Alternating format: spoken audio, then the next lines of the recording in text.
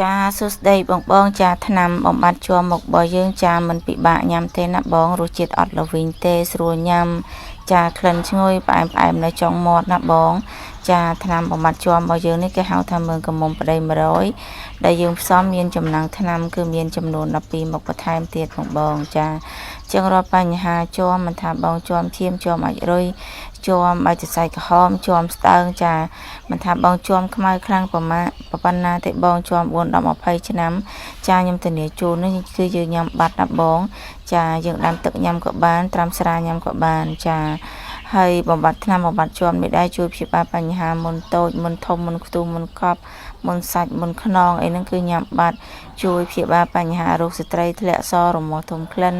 បញ្ហាស្បូនលួនស្បូនលាន់អ្នកទាស់សរសៃស្គមរីងរៃ